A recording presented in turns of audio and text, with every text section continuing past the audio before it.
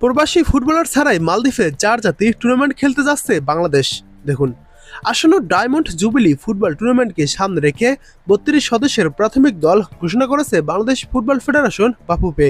আগামী 1 থেকে 10 জুন মালদ্বীপে অনুষ্ঠিত হবে এই আন্তর্জাতিক টুর্নামেন্টটি। তবে ঘোষিত দলে জায়গা হয়নি কোনো প্রবাসী ফুটবলারের। টুর্নামেন্টকে সামনে রেখে আগামীকাল থেকেই শুরু হবে দলের অনুশীলন ক্যাম্প।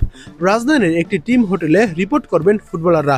এই যুব দলকে নেতৃত্ব দেওয়ার দায়িত্ব দেওয়া হয়েছে আবাহনীর কোচ মারফুল হককে। বাংলাদেশ অলিম্পিক দলের পাশাপাশি এবারের আসরে অংশ নেবে স্বাগতিক মালদ্বীপ, আফগানিস্তান ও পাকিস্তান। জানা গেছে বাকি 3টি দলই তাদের সিনিয়র জাতীয় দল পাঠানোর পরিকল্পনা করছে। ফলে তরুণ বাংলাদেশের জন্য এটি হতে যাচ্ছে বড় এক পরীক্ষার মঞ্চ। এবার দেখুন, বাংলাদেশের ঘোষিত প্রাথমিক দলে যারা জায়গা পেয়েছে, আসলে অনেক খেলোয়াড় নতুন হওয়ায় ছবি টবি দেওয়া আসলে সম্ভব নয়, তাই আপনারা প্লেয়ারগুলোর নামগুলো দেখে নিন। মেহেদী হাসান শ্রাবণ, গোলকিপার। সাকিব আল হাসান, গোলকিপার। ইসাক আকন্দ, গোলকিপার।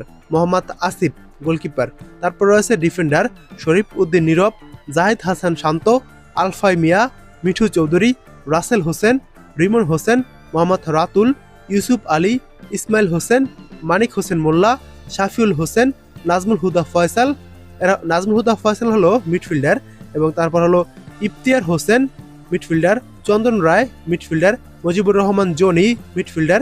জুয়েল মিয়া, নাজিম উদ্দিন, রাব্বি হোসেন রাহুল, সৈয়দ হাসান জুম্মন নিজুম, মোর্শেদ আলী, সৌরভ রেদওয়ান, আসাদুল মোল্লা, ইয়াসিন আরাফাত সিফাত, পিয়াস আহমেদ নোবা, এরা হলো ফরওয়ার্ড। আল আমিন হোসাইন, মোহাম্মদ মানিক, মইনুল ইসলাম মঈন এবং প্রণয় ইনোসেন্ট মারান্ডি। যাই হোক, এটা হলো বাংলাদেশের প্রাথমিক স্কোয়াড। এখান থেকে আসলে বাছাই করে নেওয়া হবে।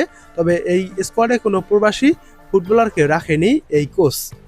এখন দেখা যাক এই সিনিয়র দলের সাথে মালদ্বীপ, শ্রীলঙ্কা, আফগানিস্তান তারা খেলবে সিনিয়র দল নিয়ে, এবং বাংলাদেশ খেলবে একদম একটি ভাঙাচোরা দল নিয়ে।